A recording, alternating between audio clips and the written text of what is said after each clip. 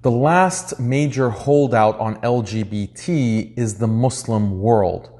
And the powers that be in the West are asking one question: how do we get Muslims to accept homosexuality and the gay and trans lifestyle? The answer to this question is clear for them because they have used a strategy to get America and Europe to accept LGBT. Two gay media strategists, Marshall Kirk and Hunter Madsen, developed a 6-point plan for what they called overhauling straight America. This strategy they published in 1987 and was later developed into a larger book called After the Ball. The purpose of this strategy was to mainstream LGBT. And the strategy was so successful that within 20 years, they were able to turn a deeply conservative Christian country, the United States, into a country that celebrates openly every aspect of the LGBT ideology. Now we see this same exact strategy with some slight modifications being used on the Muslim world. And if we allow this strategy to play out and be executed, then it's likely that the Muslim world will adopt and celebrate LGBT even faster than it was accepted in the West. So what are the components of this 6-point plan? Point number 1, talk about gays and homosexuality as much as possible, as loudly as possible. The goal is to desensitize. You want to make homosexuality something that is seen as completely normal, something that is completely mainstream. And you want the public to not be shocked by homosexual or transgender behavior. Ideally, they want Muslims to think about sexual preference in the way that you think about flavors of ice cream or favorite sports. I like chocolate, she likes ice cream. I like cricket, he likes football. I'm heterosexual, she's homosexual. This is the kind of normality that they're aiming for. Key to desensitization is to introduce gay and trans elements through cultural venues, TV, movies, music, books. And that way you're going to accelerate the desensitization and the normalization process. Point number 2, this is critical. You have to portray gays as victims, not as aggressive challengers. There is a huge non-bullying campaign. The point of these anti-bullying campaigns is to portray gays as victims who need protection and they need support. If they're successful in portraying homosexuals as victims, then that will create a natural reflex to want to protect that group. Ideally, the homosexual is portrayed as someone who's young, someone who is attractive, someone who looks normal by all accounts, but someone who is bullied, is a victim. In this way, the homosexual is transformed in the mind of a Muslim. In the mind of a Muslim, homosexuality is associated with Qawm Lut, and they were by no means victims. They were in fact the aggressor. But through an anti-bullying message, the homosexual is transformed into an innocent victim and indeed a symbol of innocence in need of protection. Point number 3, give the protectors a just cause. So anyone who's outside of the newly identified victims, the LGBT community, takes on this protector role. They need a just cause that they can rally behind. What is this just cause? You can make it about diversity. And this is something that Muslims already value because of Islam. So make LGBT a part of the diversity that Muslims can celebrate. You can also give Muslims the just cause of protecting rights. Protecting huquq is an important part of standing for justice within Islam. Muslims are not going to support the homosexual act itself. So that has to be decentered. What should be the center of concern is anti-discrimination. Are you going to discriminate and bully and unfairly condemn these poor innocent victims? That's the narrative that needs to be propagated throughout the Muslim world. By focusing on anti-discrimination, no longer is homosexuality about men penetrating each other's rectums in a kind of sexual fetish. That's not a cause that anyone would get behind. In fact, it's a cause that Muslims would be repulsed by and would reject. But if you change the conversation to be about anti-discrimination and something positive, like the fight for liberty, the fight for rights, then that becomes a positive message that Muslims might be more inclined to support. Point number 4 is really subtle. Emphasize that homosexual behavior is haram. Now, this might seem counterintuitive. If you focus on the haram aspect of this behavior, wouldn't that move Muslims away from LGBT acceptance?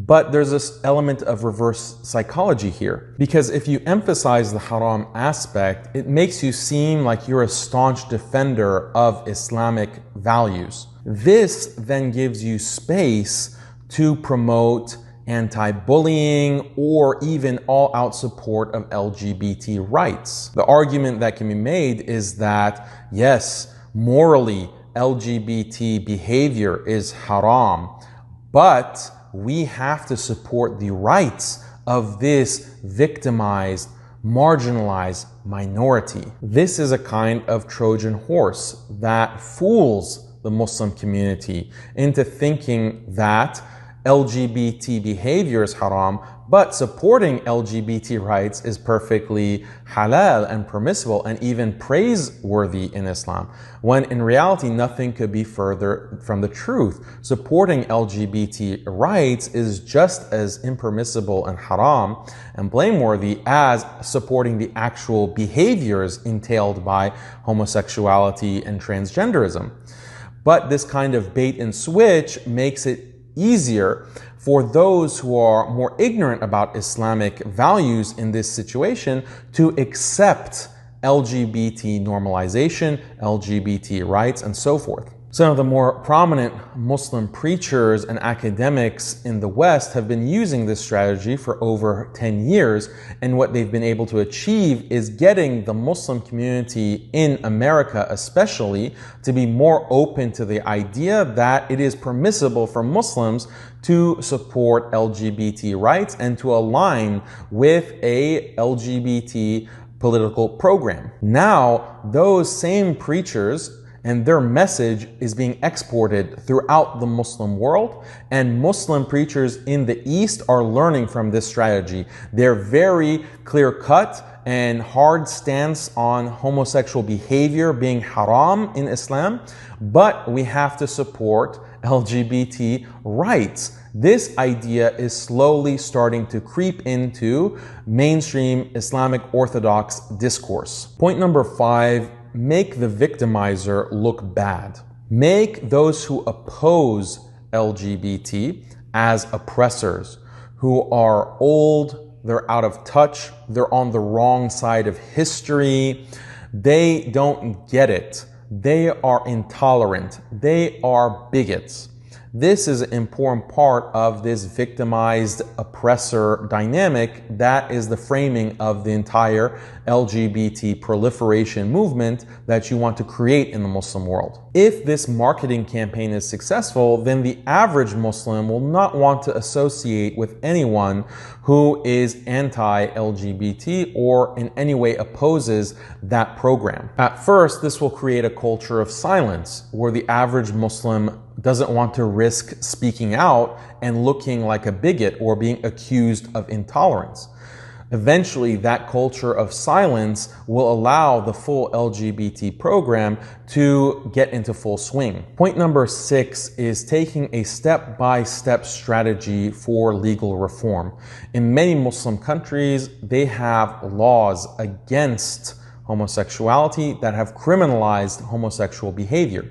These laws used to exist in the West as well, punishing homosexual behavior and sodomy, but those laws were abolished, and step-by-step legal reform has taken place to completely transform the legal architecture within these Western countries. To replicate that in the Muslim world requires the same step-by-step process. We can understand this as khutuwat al-shaytan. When you have hudud, an actual capital punishment for homosexual behavior in certain Muslim countries, you're not going to be able to change that overnight. So you have to focus on less controversial issues. So the first step is to abolish hudud. What Western powers and NGOs already recognize is that some Muslims are already uncomfortable with the idea of hudud. They have, through years and decades of programming, been conditioned to see hudud in the Western lens as something that is barbaric. So they've been already primed as a public to be for the abolishing of hudud. That means that that step is almost complete in many parts of the Muslim world, and we hear every day of other countries that want to get rid of these kinds of punishments from the legal system. Once the hudud are abolished, then you can decriminalize homosexual behavior completely. That's the next step. And the US government and the EU has been pushing sanctions on any country that has criminalized homosexuality and homosexual behavior. So there is already pressure in this second step to completely decriminalize these things. The next step is to legalize their social spaces. So gay clubs, gay bars, these should be allowed legally to function and to not be closed down by governmental authorities. Fourth, create a protected legal status. This means a person who identifies as LGBT will get certain protections under the law that protects against any kind of harassment or any kind of perceived abuse or harm. One of the bigger steps is to legalize gay marriage. And this will require a lot of challenges in the legal system, but activists have been working hard to change the culture over all these years to normalize and to desensitize. And again, the argument that will be made is that yes, homosexual behavior is haram, but people should have the right to marry whoever they want, and to prevent them from marrying whoever they want is a type of discrimination. This kind of legal reasoning actually makes no sense, and if you want to understand why, I have some links in the description that explain how there's no such thing as anti-gay marriage discrimination, but they will really push this point in order to change the law in Muslim countries to actually legalize gay marriage, and Western countries will no doubt push very hard for these kinds of reforms. The sixth step is to actually introduce hate speech laws. Now you have to criminalize those who speak against LGBT. This has happened in many countries. It's actually something that hasn't happened in the US as of yet because of the First Amendment protections that flimsily protect certain kinds of critique. But in many countries like Canada, like the UK, like in South Africa, like even Australia, there are hate speech laws that can criminalize anyone who teaches against homosexuality or any aspect of LGBT. So by this point in the legal process, things have really changed massively. And now you get to the point where you make LGBT education part of the schooling curriculum, where children are now going to school at the ages of 4, 5, and 6, and it is mandatory for them to be introduced to LGBT ideology and the idea that love is love, there's no problem with a man and a man getting together, or a woman and a woman, or if you're a boy, you transition to a girl, or vice versa. This is now part of the curriculum. Once you have that change, then it's really easy to require things like gender-neutral bathrooms. Basically, you dissolve any conception of gender separation. You make sure that every space can include men and women. You also require people to change their language. If a person has preferred pronouns, you make it a legal requirement to respect that pronoun usage. Next step, you have to put more controls on parents and the parents' right to opt out of the LGBT curriculum in school. And also, if a child decides, because of his LGBT education in school to change his gender, then you criminalize the ability of the parent to take the child out of that. Preventing a child from hormone therapy and transitioning from one gender to the other is categorized as child abuse. Finally, you remove all other legal restrictions and you make it illegal to in any way discriminate against LGBT, whether it's in your employment practices, whether it's with how you teach within your religious schools or your masajid. You criminalize anything that opposes the LGBT ideology, and then the full legal transformation is complete. Following this 6-point plan, the Muslim world can be transformed in just 10 years or 20 years max. Have you noticed these steps being implemented in your country? Who are the main politicians, the main religious figures, the main actors and media personalities, the main academics that are pushing this? Knowing the plan is the first step in countering the plan. They plan and Allah plans, and Allah is the best of planners. Allahul Musta'an.